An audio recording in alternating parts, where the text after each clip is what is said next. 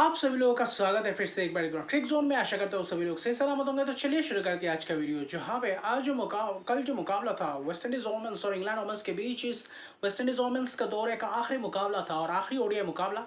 हालांकि बारिश ने खलल डाला, लेकिन जो शुरुआत था, इंग्लैंड वोमेंस ने टॉस जीता, गेंदबाजी करने का फैसला। वेस्ट इंडीज वोमेंस फिर से एक और बार नाकाम रहा बल्लेबाजी क्रम में। वही क्वेना जोसेफ ने थोड़ा बहुत रन बनाया तो था, 34 रन के करीब, लेकिन उसको बड़े स्कोर में तब्दील नहीं कर पाया। और 12-13 ओवर के बाद कहीं ना कहीं बारिश भी आ गया था, जिसके कारण उतना रन भी बटोर नहीं पाए थे। उसके बाद 21 ओवर्स का मैच कर दिया गया, लेकिन जो गेंदबाजी का स्तर दिखा इंग्लैंड वोमेंस द्वारा, चाहे वहाँ पे चार्ली डीन हो, चाहे वो केट क्रॉस हो, या फिर एमिलिया आर्लॉट हो।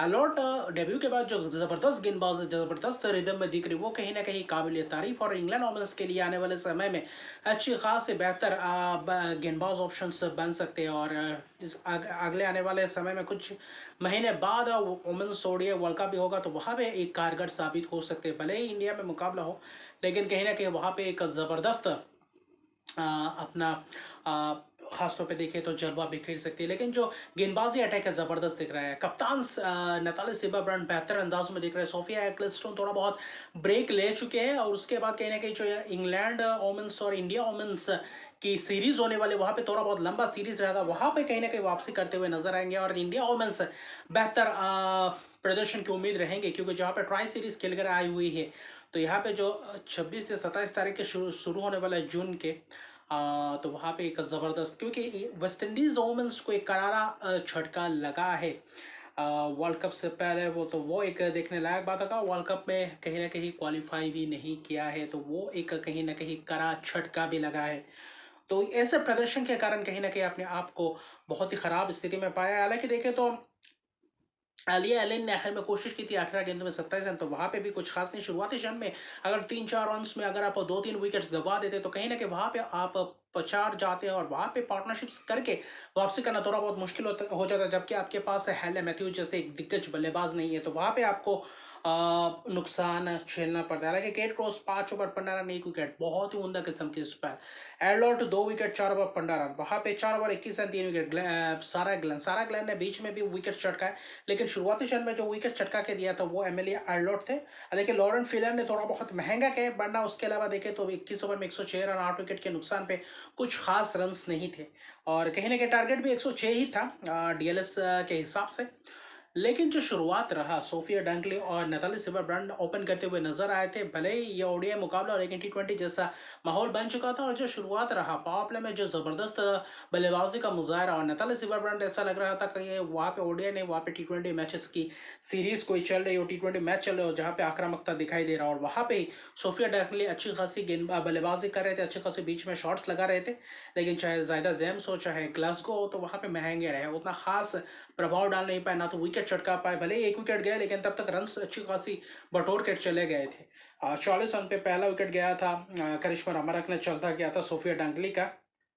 24 रन बनाए थे। एलिस कप्सी ने भी आकर एक आक्रामक बल्लेबाजी किया, और नताली सिबर्ब्रांड ने जो कप्तानी पारी के लिए सीरीज को समाप्त किया, उनके कप्तान के बल्ले से। कप्तान ने जो बल्लेबाजी के 57 रन 33 गेंदों में नाबाद रहे, और कहीं ना कहीं इंग्लैंड वोमेंस को एक जबरदस्त जीत हासिल करवाया। सिर्फ 10.5 ओवर में 106 रन चेज कर जाते हैं, सिर्फ एक ही विकेट जाता है, और जिसमें से 9 विकेट है, कि एक बहुत ही बड़ी जीत है डीएलएस के हिसाब से। अभी भी 10 ओवर्स बाकी रह जाते, शायद अभी भी 70-80 रन भी रहते, तो शायद ये भी अचीव कर सकते थे। लेकिन कहीं ना कहीं उनके पास मौका है, और वही आप कर सकते हैं। बाकी वही वेस्ट इंडीज ओपन्स गेंदबाजी में उतना खास कारगर साबित नहीं हो पाए। एबी जोन्स कहीं ना कहीं अपना 100वां ओडीआई मुकाबला खेलते हुए नजर आए। हालांकि देखें तो 30 से ओडीआई में मौका नहीं मिला बल्लेबाजी करने का, क्योंकि सोफिया डंकली और नताली सिबर्ब्रांड ओपन करते हुए नजर आए थे। और अभी जो इंग्लैंड वोमेंस और कहीं ना कहीं इंडिया वोमेंस की सीरीज होगा, वहाँ पे कहीं ना कहीं तगड़ा मुकाबला देखने को मिलेगा। जैसे बल्लेबाजों में जोन्स, जेमी ब्यूमोंट, जैसे नताली सिबर्ब्रांड जो कप्तान, बतौर कप्तान पहला सीरीज, चाहे T20 सीरीज हो चाहे ओडीआई सीरीज हो, दोनों ही में पूरी तरीके से व्हाइट वॉश कर दिया, यानी कि इस स्टोर में वेस्ट इंडीज वोमेंस को पूरी तरीके से क्लीन स्वीप करते हुए नजर आए थे। और कहीं ना कहीं यहाँ पे वेस्ट इंडीज वोमेंस का दौरा खत्म होता है टॉन्टॉन में। बारिश के कारण वहाँ पे मैच में खलल डालते हैं। वहाँ पे 21 ओवर का मैच होता है 50 ओवर के मैच के बजाय।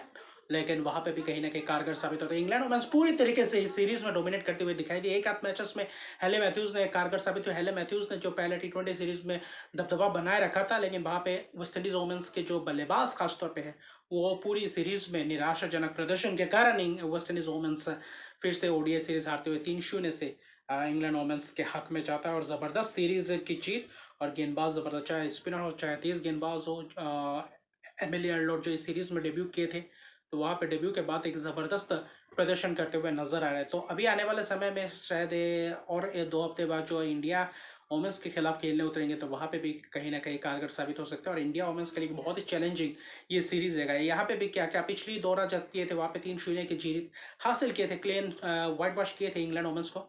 तो क्या ये इस सीजन, इस साल भी इस दौरे में कुछ ऐसा ही कुछ प्रदर्शन कर दे है या नहीं? क्योंकि अच्छी खासी रिदम में इंडियन वुमेन्स की टीम भी है, लेकिन यहाँ से क्योंकि उसके बाद आप ओडीआई वर्ल्ड कप खेलने के लिए उतरेंगे, तो यहाँ पे ये बेहतर सीरीज है, बेहतर मौका मिला है इस सीरीज में कहीं ना कहीं अपने रिदम वापस लाने के लिए, अच्छी खासी कम्बिनेशन बनाने के लिए, और अच्छी खासी गेंदबाजी अटैक के सामने या फिर जो बल्लेबाजी अटैक है, तो गेंदबाजों को भी चैलेंज होता हुआ दिखेगा इस सीरीज में। तो अच्छी खासी सीरीज है जहां से आप पॉजिटिव लेकर जाएंगे वोमेन्स ओडीआई वर्ल्ड कप खेलने के लिए। तो अभी के लिए इतने, अगर तक मेरे चैनल को सब्सक्राइब नहीं किया तो मेरे चैनल को सब्सक्राइब कर दीजिए, लाइक शेयर कमेंट जरूर कीजिए। तब तक के लिए गुड बाय।